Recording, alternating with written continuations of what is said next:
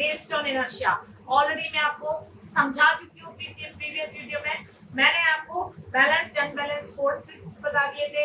एक type category और है कांटेक्ट फोर्स और नॉन कांटेक्ट फोर्स, उसका भी मैं एक स्लाइड सा, हालांकि आपने इसमें पढ़ा है लेकिन उसको मैं रिकॉल करवा रही हूँ आपको कि जो कांटेक्ट फोर्स होते हैं, obviously by name itself it is very clear कि हम वो दोनों जो बॉडी आपस में कांटेक्ट में है उस समय जो फोर्स एक्ट करते हैं, एक्चुअली वो जो फोर्स होते हैं उनको हम बोलते हैं कांटेक्ट फोर्स। एंड जो ये कांटेक्ट फोर्सेस हैं वो जनरली मेजर आप देखना फ्रिक्शनल फोर्सेस होते हैं।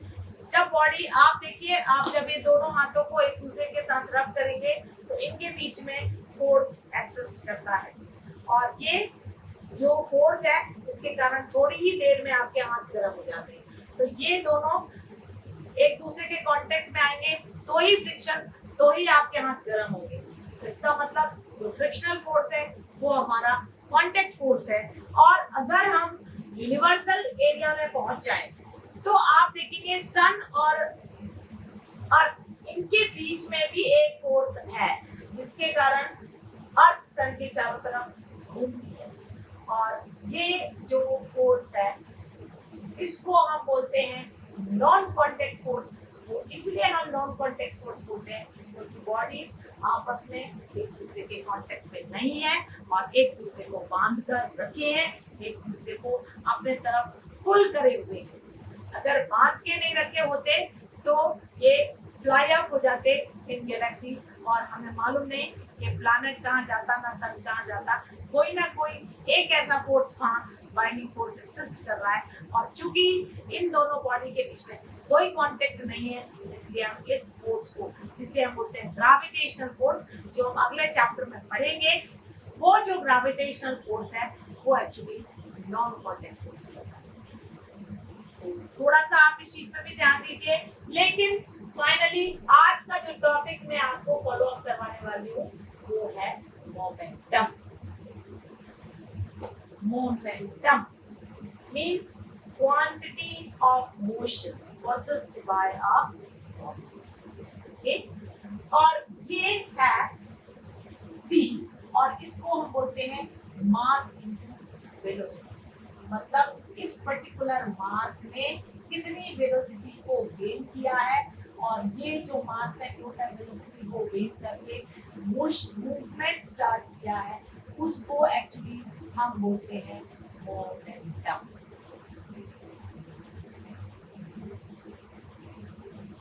तो फाइनली फॉर्मूला आपको डेफिनेशन मिल गई, quantity of motion possessed bye a body when an unbalanced force acts on it, and जो फोर्स है और जो मोमेंटम है उसको हम बोलेंगे मास इनटू वेलोसिटी। मास हमारी उस बॉडी का है जिसने उस वेलोसिटी को गेन करके अपने आप को मूव करवाना चालू कर दिया है, इसीलिए उसे बोलते हैं quantity of motion possessed by the body. और ये मूवमेंट हमारा मोमेंटम में कन्वर्ट हुआ, और इसका जो यूनिट फाइनली आ रहा है वो केजी मीटर पर सेकंड के फॉर्मेट में आएगा, ठीक है, केजी मीटर पर सेकंड। नाउ अभी जो हमने ये मोमेंटम दिया था, ये मोमेंटम तभी एप्लीकेबल हुआ on application of unbalanced forces. ये मोमेंटम कब है? on application of unbalanced forces. Unbalanced forces से अप्लाई किया हमने, हमारी बॉडी मोशन में आई है, मोशन में आई है मींस चेंज ऑफ वेलोसिटी।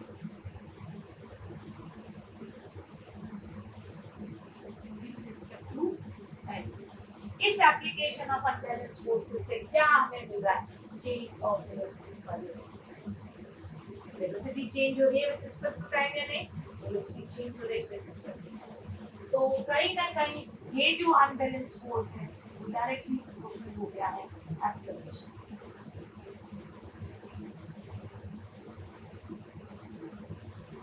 लेकिन साथ ही साथ फोर्स एक और फैक्टर के डायरेक्टली प्रोपोर्शनल हुआ, मास। ये कैसे? अगर हमने हैवी बॉडी ले ली तो हमको ज्यादा अनबैलेंस फोर्स लगाना पड़ेगा, अगर हमने लाइट वैल्यू ले ली तो कम अनबैलेंस फोर्स लगाना पड़ेगा। सिंपल सी चीज है, आप एक छोटी सी बॉल ले लो और आप एक बिग ट्रंक ले लो, आप दोनों को पुश करके देखो, आपको बॉल को पुश करने में कम मेहनत लगेगी, ट्रंक को पुश करने में आपको ज्यादा मेहनत लगेगी। कहीं ना कहीं ये जो अनबैलेंस फोर्स जो हम बॉडी पर अप्लाई कर रहे हैं वो मास पर डिपेंड करता है, और हमारे पास जो पार्ट आएगा F is mass acceleration.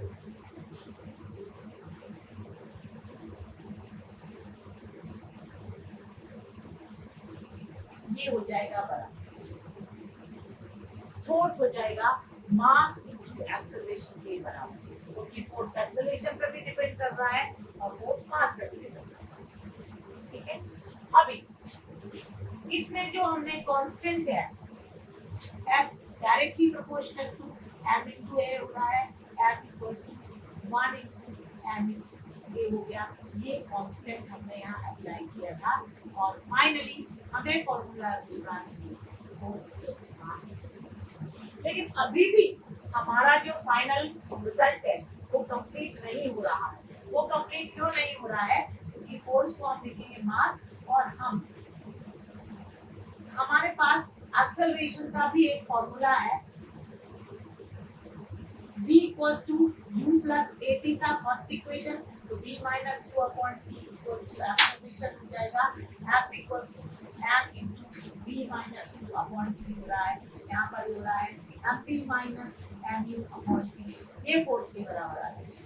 mv minus mv, mv क्या हो रहा है? फाइनल, mu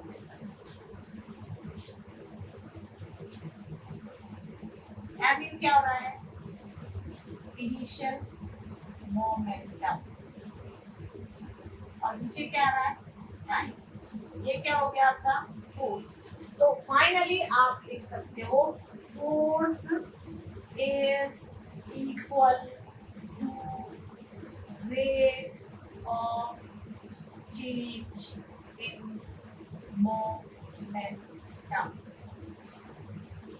तो फोर्स हमारा बराबर हो गया है rate of change in momentum. ठीक, अब ये आपका जो स्टेटमेंट आया है, ये स्टेटमेंट बहुत ज्यादा इंपॉर्टेंट है, because this statement is already called as Newton's second law of motion.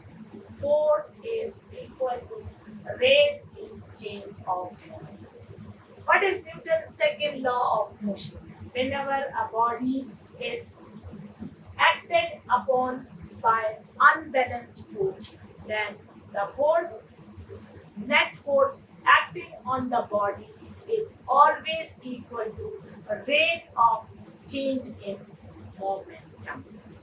तो ये जो स्टेटमेंट मैंने अभी आपको बोला है, जहाँ पर मैंने फोर्स को momentum, rate of change of momentum के साथ कंपेरेबल किया है, वही स्टेटमेंट हमारा न्यूटन का सेकंड लॉ बन रहा है। तो ये हमारे पास आ रहा है न्यूटन का सेकंड लॉ ऑफ मोशन। तो फाइनली हमारे पास एक नई फॉर्मूला बना है फोर्स का, और वो फोर्स का फॉर्मूला एक्चुअली है हमारा मास इनटू एक्सेलरेशन, और force equals to rate of change of momentum.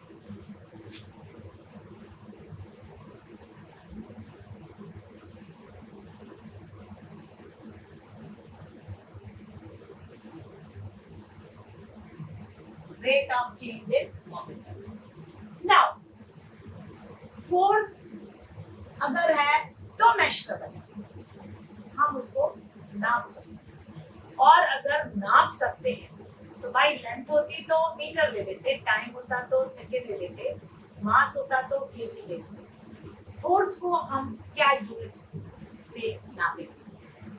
तो आपको मैं ये बता दूं, क्योंकि हमारे जो न्यूटन है उनको फादर ऑफ न्यूटन भी कहा जाता था, क्योंकि उन्होंने बहुत सारी फिजिक्स के कॉन्सेप्ट्स की थ्योरी प्रोवाइड करी है। तो जो फोर्स का यूनिट है, in honour of our great scientist Newton, force का यूनिट का नाम भी न्यूटन है। ठीक है, तो SI यूनिट जो होता है, SI unit of force, that is is Newton. Okay, SI unit of force is Newton. तो अब हमारे पास एक न्यूटन को हम कैसे लिख सकते हैं? 1 kg 1 metre upon 1 second. Finally अगर हमारे पास एसआई यूनिट फोर्स का न्यूटन आ गया है, उसकी डेफिनेशन क्या होना चाहिए? उसकी डेफिनेशन तो कुछ ना कुछ होगी ना। How to define a newton? Simple सी चीज है, if 1 kg mass is acted on by unbalanced force in such a way that it gains an acceleration of 1 meter per second square, then the net unbalanced force acting on the body is equal to 1 meter. कैसे define कर रहे हैं Newton? If 1 kg mass is acted upon by unbalanced force in such a way that it gains an acceleration of 1 meter per second square, then the net force acting on the body will be equal to 1. In honor of our great scientist. So likewise, you can define the SI unit of Newton. Okay, so here comes our SI unit of Newton, and also now you must know in centimeter gram second what should be the unit. That means in case of kg, suppose mass is taken in gram, in place of meter, suppose the length is taken in centimeter, and second square is the basic fundamental unit and it is not changing. So what should be the name of this unit? It is called as dyne. This is our CGS, centimeter gram second. What is that? Centimeter gram and second, इसमें इसी Newton को हम dine बोलते हैं। अभी आपको ये लग रहा होगा जैसे हमने लिया 1 kg में 1000 ग्राम, एक डाइन, एक न्यूटन में कितने डाइन, वो भी तो निकालना आना चाहिए।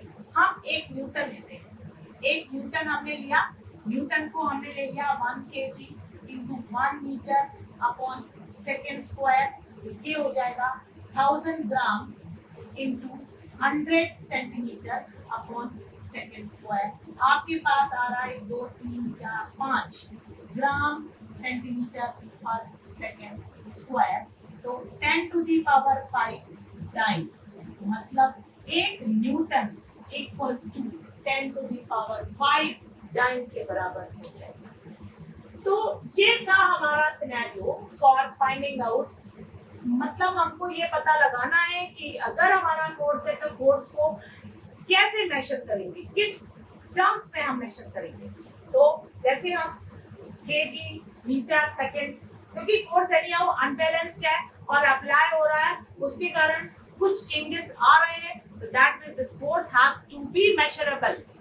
और अगर मेजरेबल है तो इसके लिए हम किस टर्म्स में इसको लिखेंगे। जैसे हमने 10 10 हमने फोर्स किसी पर लगाया है, तो हम कैसे स्पेसिफाई करेंगे कि 10 यूनिट्स हमने फोर्स लगाया है। वो 10 यूनिट्स नहीं, 10 न्यूटन फोर्स हमने इस पे लगाया। ये तो हमारा स्टैंडर्ड यूनिट है, सब जगह यूनिट एक्सेप्टेबल है। लेकिन अगर हमारे पास केजी मीटर सेकेंड नहीं है, हमारे पास ग्राम सेंटीमीटर सेकेंड है, तो यही न्यूटन को हम डाइन में लेंगे और 1 न्यूटन में 10 की पावर 5 डाइन होती है, जैसे 1 केजी में 10 की पावर 3 ग्राम्स। ओके, तो ये था मोमेंटम, और मोमेंटम को हमने रिलेट किया फोर्स से, और मोमेंटम और फोर्स को रिलेट करके हमको जो लॉ मिला है, एमसीक्यू का क्वेश्चन है, वो है न्यूटन का second law, force equals to rate of change of momentum. और उससे हमको एक फॉर्मूला मिला मास इनटू एक्सेलरेशन, दूसरा मिला force equals to rate of change of momentum, और उसके हिसाब से हमको अब मिल गई है एसआई यूनिट ऑफ फोर्स, और उस फोर्स में कितने हमारे केजी मीटर और सेकंड लाया करते हैं वो मिल गया। और कितने ग्राम सेंटीमीटर सेकंड लाया करते हैं, तो टाइम मिल गया। और इस तरीके से मैंने आपको एक कॉन्सेप्ट फोर्स का यहाँ समझाया है। 9th क्लास के लिए बहुत इंपॉर्टेंट टॉपिक है। नेक्स्ट वीडियो में हम आगे बढ़ेंगे तो law of conservation of momentum और न्यूटन का थर्ड लॉ पढ़ेंगे, ठीक है ना। बहुत बहुत वैल्यूएबल कॉन्सेप्ट फिजिक्स का जो आपको हर फील्ड में एप्लीकेबल है। Thank you for today. I am concluding the video. Thank you. God bless you.